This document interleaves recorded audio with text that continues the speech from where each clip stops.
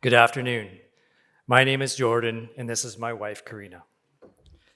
Today, we will be sharing the story of our son, Heston, who died 2 years ago. We will share the story across 3 levels of communication. Communication of knowledge, sharing our thought process throughout the journey, as well as the hard lessons we learned along the way.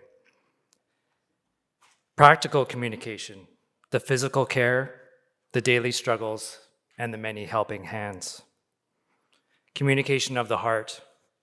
We will try our best to communicate the things that are difficult to put into words.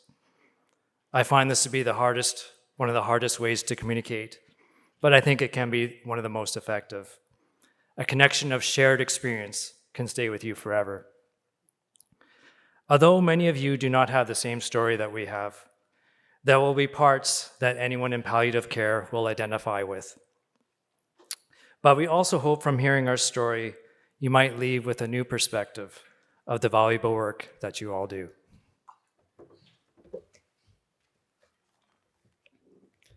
I would like to introduce you to the other members of our family. Here are photos of our 5 boys from 2013.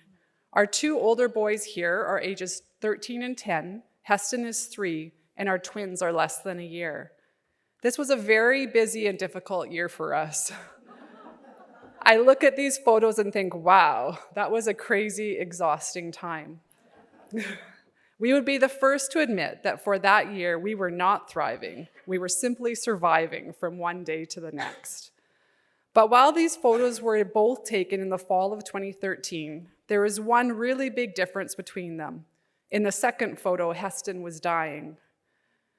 If I'm honest, I would say Heston was dying in the first photo as well. But the difference was that we didn't know that at the time.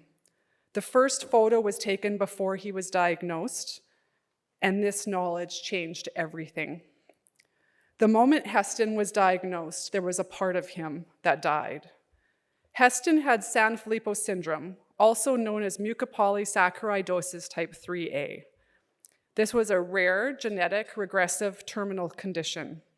So while he was born seemingly normal, we were told he would spend the next approximately 7 to 10 years losing his abilities to walk, to eat, and then eventually his body would shut down. We instantly began to grieve his future. Our hopes and dreams for our child were ripped up, discarded, and stomped on. His diagnosis came without any treatments or cures, no hope, one might say. We were simply encouraged to make the most of the time we had left with him. Every photo from that day on was taken with a mentality of we need to capture as much as possible, or someday I will miss this, or someday I will wish I took more pictures. In fact, everything we did came with a weight of pressure to make memories, to appreciate, to not take a moment for granted. And while I am extremely grateful that because of this diagnosis, we pushed ourselves to do many things, I also want to emphasize how hard this aspect of having a terminal child is on the parents. How easy it is to feel the pressure and guilt when you have days and weeks of just going through the motions and work of caring for your child. You constantly feel like you are wasting time with him, all while being exhausted and spent just making it through each day. I want to tell you a little bit about Heston to help give you a perspective on his needs through the next decade. Heston was nonverbal and only progressed to around a 9-month mental ability. He was gentle, quiet, and had the softest temperament I have ever experienced in a human being. While he went through a stage of being extremely busy, trouble sleeping, chewing on anything and everything he could grab, he was also incredibly patient and content. He had the most beautiful eyes and eyelashes, the softest hands, and the most genuine smile and laugh ever. Anyone who spent any length of time with him absolutely fell in love with him. From our family to friends, his school community to our church community, so many people over the years have told us how much he taught them in his 12 years of life, all without speaking a word. After the initial knowledge of Heston's diagnosis, we also had to prepare for and continually assess Heston's needs. There were two main areas that Kerena and I were very intentional about from the start. Firstly, we wanted to make Heston's years as comfortable and pain-free as we could, allowing him to experience his life as fully as possible. Secondly, we wanted to create as many meaningful moments and memories as we could in our short time with Heston. Memories for him, for us, and our other boys. Our first big, actually huge memory was a wish trip to Disneyland with the Children's Wish Foundation. We had such an amazing time, and Heston had such joy there. It was the first time since his diagnosis that our eyes were open to the fact that we could still have fun as a family, and we could still make happy memories together. It was a real breakthrough. Once back home, the reality of planning and sourcing help for Heston's needs set in. We looked for all possible sources of help for Heston and our family in our journey. Although we struggled with the barriers of being in Victoria, having a large family, and the rarity of Heston's disease, we were able to be helped and blessed by so many organizations, businesses, and charities. Some were well known, and some very random ones that just heard our story and offered to help us. There are so many to name, but here are just a few of the highlights. Variety's Children's Charity gave us the much-needed funding for the wheelchair lift for our van. We were also asked to share our story at the Variety Telethon, which was a great experience. A local kitchen store remodeled the cabinets in our narrow bathroom so it would accommodate Heston's wheelchair. A local farmer save gave Heston special shoes that would fit over his orthotics.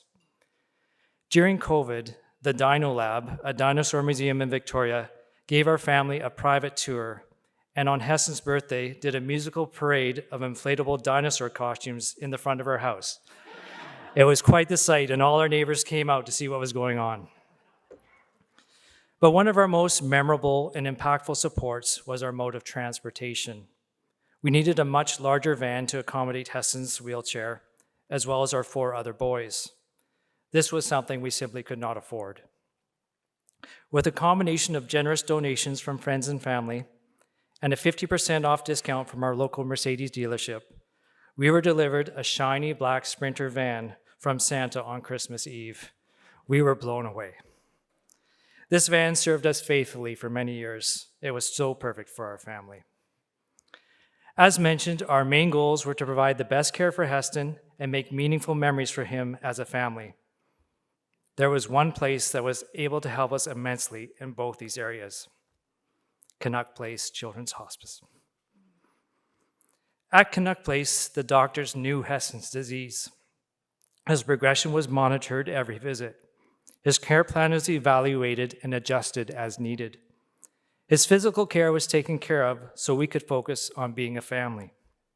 Our whole family could stay there, and we felt comfortable there. It was our home away from home.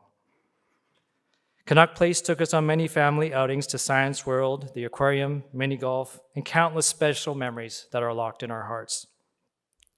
We would stay there as often as we could over the next 6 years. I cannot overstate the value Canuck Place has added to our lives. We know without a doubt their knowledge, expertise, and direction kept Heston the healthiest and most comfortable he could possibly be.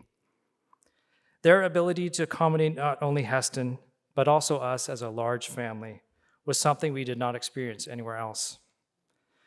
Though it may sound mundane, having meals made, rooms cleaned, activities planned, was an enormous burden lifted off of us, as these aspects were so draining when we were at home caring for Heston and our 4 other boys. It was after just a few visits there, I knew my wish was for Heston to have his last days there. It was comforting to have one of the unknowns taken away from the many unknowns I had facing leading up to his death. Around the age of 7, Heston was losing his ability to eat. Our amazing doctor at BC Children's, Dr. Lauren Clark, was an invaluable resource to us as an MPS specialist. He always recommended that we be proactive in Heston's care and health and get equipment and specialists in place often before we needed them, so we weren't scrambling when abilities were lost, sometimes seemingly overnight. This was both wise and valuable advice. For example, when we first started the ball rolling to get Heston a G-tube placement, it felt premature. But by the time it came around to have the procedure done, we were almost panicking at Heston's risk of aspiration. We had lifts and elevators installed where needed, so when the wheelchair was the only option, we were ready to accommodate that. Around this time, we also had more hospital stays for various procedures, and this brings me to something I want to take a minute to highlight. Because of Heston's mental and physical disabilities, there were many aspects of need and struggle for his care that were not necessarily tied to the terminal aspect of his diagnosis, but were cause of frustration for us as we navigated the system. I won't take the time today to list and talk about many of them, but we'll use one as an example for you. For many years, Heston had no concept of safety and also had trouble sleeping. So it was imperative for his protection when he grew out of his crib that we get a bed for him that would keep him secure, something that would keep him contained and that he couldn't fall out of. Typical safety rails were insufficient as he could stand up in bed and lean right over them. He needed a safe bed. So our community at our church helped fundraise for us, and we were able to have a suitable bed built for him. Problem solved. But we would soon find out that the only option outside of our home with a safe bed would be Canuck Place. Here's a photo of us on that bed years ago. Unfortunately, when Heston had to spend time in the hospital, both at Victoria General or BC Children's, or if we needed to stay at Ronald McDonald House for a Vancouver medical appointment, such a bed was not an option. Instead, it was required that one of us had to be at his side constantly, both night and day, making sure he didn't try to get out of his bed. This was exhausting, frustrating, and honestly shocking to me. I remember saying, surely we aren't the only people in this whole province with a child with these needs. I wanted to advocate, to petition, to fundraise, whatever it took to make this option available for Heston and the other similar needed children. But the reality was I didn't have any extra energy or even mental capacity to tackle such a challenge. I had enough on my plate already, and there was only so much I could do. So we simply did what we had to do. And I am highlighting this to emphasize that sometimes it was actually the most frustrating when hardships and barriers were placed before us that really had nothing to do with our son's terminal diagnosis. Accessibility barriers, disability barriers, were all things we struggled through on top of Heston's diagnosis, and many times it made an already heavy struggle just that much more. Moving forward in our journey, I will share a pivotal time for us. It was December 2017, and Heston suffered a major complication following what was to be a routine surgery to remove his tonsils and adenoids. Without getting into all the details, the short version of the story is he was intubated for 2 weeks in the PICU in Victoria. Twice we were told that he might not make it and brought our older boys in to say their goodbyes. This experience was devastating, but it also taught us so much. First, it showed us that while we were mentally preparing for our son to die from Sanfilippo in the future, we were not prepared for him to die then or from that. While his diagnosis came with a whole lot of uncertainty, there were certain expectations around its progression, and this complication had come out of nowhere. We were completely blindsided and overwhelmed. We also learned the importance of expertise, as Heston struggled majorly from drug withdrawal through months of recovery. It wasn't until we transferred him to Vancouver to Canuck Place and we were able to get a good plan in place for him that his suffering was reduced. Their experience in his rare disease proved to be invaluable time and time again. We will always be grateful for their guidance and help. On a side note, this experience taught us one more thing. It is really annoying to have to explain what Sanfilippo is to a new doctor in the hospital every 12 hours, every day for weeks. I kept thinking, surely there's a better way. The next few years, things became increasingly harder. Instead of Heston having good days and the odd bad day, his new baseline was not great, with the odd good day, and those good days became less and less frequent. His body was struggling, and it was not always easy to determine what was bothering him. A lot of his pain began to be related to his bowels slowing down, and constant adjustments were being made to his feeding pump and medications to keep things moving and ease the pain. It was in this time period that Heston began having seizures. Some were mild, but some were very intense for several minutes, and he would take days to recover. These were so difficult to experience. This stretch of time was so hard on us, harder than we let on to friends and family, harder than we let on to our other children. These times made the distance across the water to our refuge of BC Children's in Canuck Place seem like a huge barrier. Our experience with the complications of Heston's surgery in Victoria had highlighted the fact that Heston's best care was in Vancouver. As his disease progressed, it was a constant wondering if we should be booking an appointment over there. We carefully planned our allotted 20 days of respite a year there, timing Heston's needs along with other appointments and our family schedule. Heston increasingly struggled being in his wheelchair for longer periods of time, and as a result, he often struggled on the ferry. It was a lot of analyzing, worrying, and second-guessing as we watched our boy continue to deteriorate. Interestingly enough, there is something you might find surprising that kept our spirits up during these times: the Vancouver Canucks. Through Canuck Place and the Canucks for Kids Fund, our family had the opportunity to go to several games and have some meaningful moments with the Canuck players. Our kids were able to carve pumpkins with the players at Canuck Place for Halloween, be at Center Ice for the Sedin Legacy game, and meet many of the players after the games. We have some amazing memories with Heston and our family. At home, we loved watching every Canuck game, and I mean every Canuck game. It was such a great distraction to cheer for the players. We knew had a connection with Heston and our family. We will be lifetime Canuck fans. Heston's last year of life was a struggle, to put it mildly.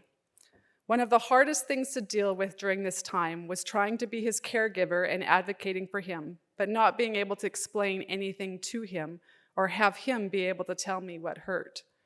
He was nonverbal and extremely introverted in his expressions.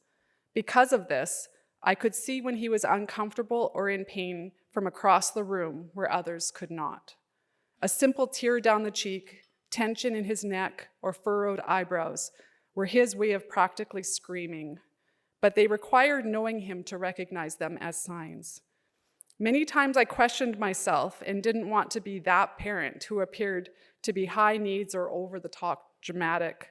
But now as I look back, I am convinced and even more confident that I was seeing him in pain. I wasn't imagining it, and I know that weighed heavily on me. I felt responsible if I couldn't keep him comfortable, or if I couldn't provide what he needed through advocating for him. When I saw him in pain, I felt that in some way I was causing it if I didn't find him help. I don't think I can emphasize enough how difficult that was. There is nothing harder than seeing your child suffer. As his primary caregiver, I carried that weight day after day. I carried the burden of being his voice and the responsibility of access to help for him. I will never forget how hard that was. Unfortunately, in Heston's final few months, we carried a much heavier load than we had hoped. I didn't work outside of the home, so our family didn't qualify for nursing support. It wasn't until near the very end that we started to get a few hours a week of nursing in our home. There were so many days when I worried that we weren't keeping Heston comfortable enough. I wished many times that we lived in Vancouver, where I knew many families in our same situation would receive almost daily visits from nurses at Canuck Place. It was our understanding at the time that if we wanted to utilize the Victoria Hospice, we would not be able to have Canuck Place oversee Heston's care. This was something we were not willing to give up, as they not only knew San Filippo, but they knew Heston. So we continued to make visits to Canuck Place every few weeks and did the best we could at home in the meantime. I know this is an area that has recently become a focus for Canuck Place, care for families like ours that don't live in Vancouver. And I'm so happy to hear that efforts are being made to make this area of care better for the families that have and will come after us. Thank you to all of you who are even here today, who are working towards this improvement. And this is why today we are sharing many aspects of our story that were hard, areas where changes can be made for the better. We are both hopeful and appreciative for this opportunity, as so many of you are in positions to make this possible. Heston's final journey. Heston's final journey began with an actual journey. As I previously mentioned, we knew Canuck Place would be our preferred place for Heston to have his final days. We knew Heston was not doing well. He was really struggling with any food intake, and he was having continuous seizures that made him shake and twitch constantly. We sensed the end was near. It was another hard decision to coordinate with Canuck Place for an end-of-life stay and to know when the right time would be to take the ferry ride over. Again, lots of questioning and second-guessing. A decision was finally made, and we think it was just in time. In retrospect, we don't think Heston would have had the strength to make the journey, even if it was a day or two later. Heston could not tolerate his wheelchair at all and struggled to breathe when he was in any upright position.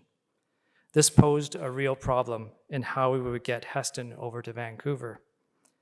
We wanted a way for Heston to be able to lie comfortably on the trip and not be jostled, tipped, or bumped on the drive as he could not be buckled in.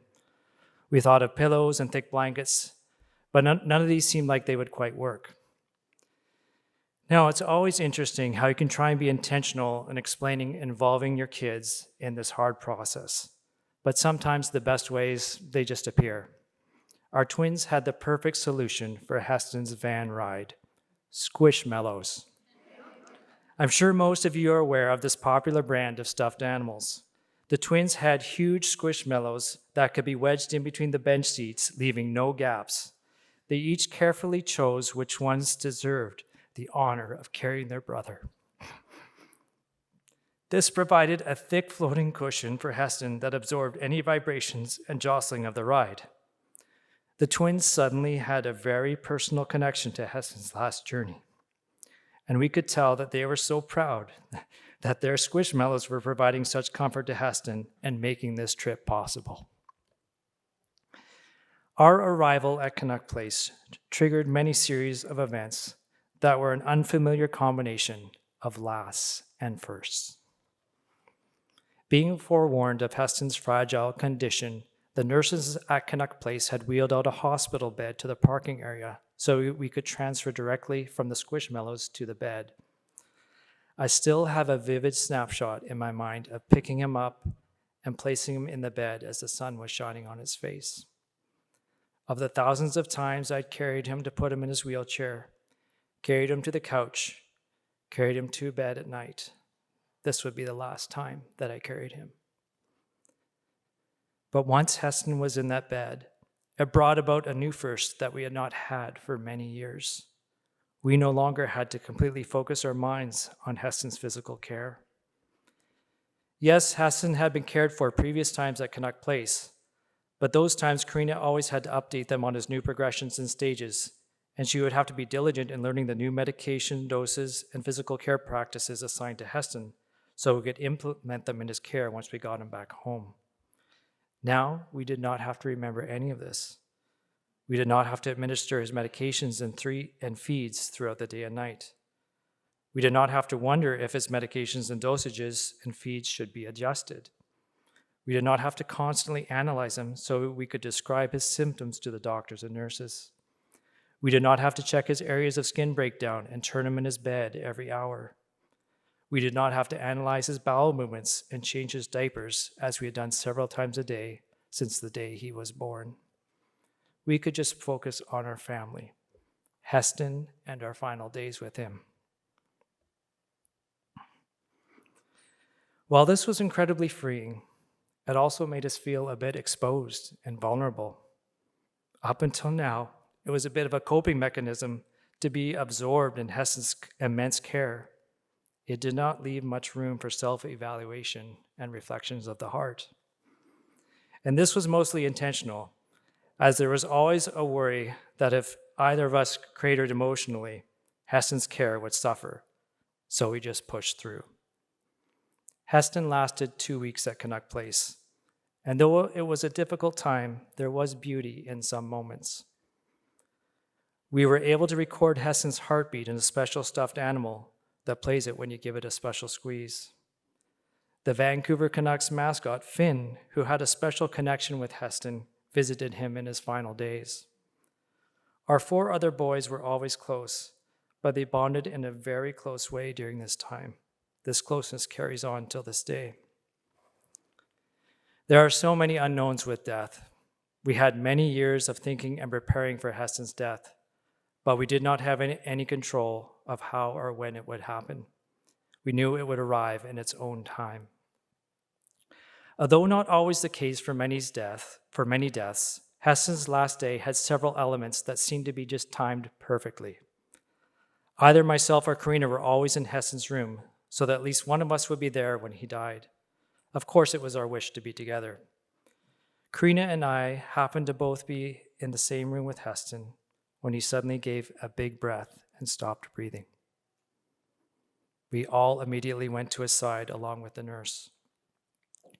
The nurse held his wrist for a pulse and waited. She held his wrist for a bit longer and then looked up at us and gave us a gentle nod, confirming our thoughts, and quietly left the room. I want to quickly say that anyone in the care profession has a tremendous amount of skills to learn. So much information and knowledge, so many skills of physical care and dexterity. But that day, the culmination of all those skills resulted in that simple nod. This nurse, Jenny, had gotten to know us and let us know that Heston passed in a sweet, gentle way that gave us the space to take in the moment in our own way. This was a special communication from her heart. Kerena and I had a few moments alone with Heston when we heard the beeping of the Canuck Place bus pulling up outside. Our boys had just come back from an outing with the Canuck Place Recreation Therapy team. I was able to quickly get them and explain that Heston had just passed, and we were united together for one last time. I remember us all coming out of Heston's room to the nursing floor, and I could feel all eyes were on us. I sensed a real feeling in the air, not of pity or embarrassment, but those people just loved Heston and our family, and I felt it. We were given opportunities to honor Heston and say goodbye in so many special ways. We put our family's handprints on a white sheet that Heston was wrapped and buried in. All 6 of us were given matching heart charms, one that Heston wears and one for us to keep. Each of our boys processed this in their own way. Our twins, who were 9 at the time, were very curious and did not shy away from seeing Heston's body, which I think was very helpful for them.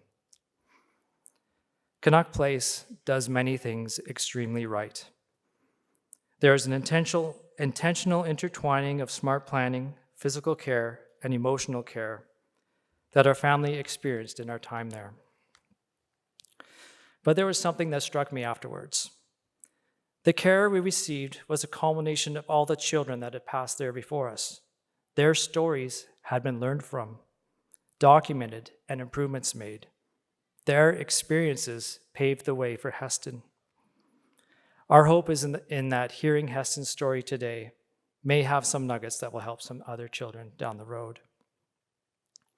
I used to think that the best communication started with knowledge, and then implementing that knowledge in practical ways would then bring a life-changing learning of your heart. But often ideas are forgotten, or if they are put into action, it seems like they are too hard and not really worth it, and the learning stops there. I think life-changing communication actually starts with a deep effect on your heart, which then inspires your mind and then motivates you to follow through with your actions because you have already felt the change it can make in you. Heston has changed our lives, and it has been an honor to share his story with you.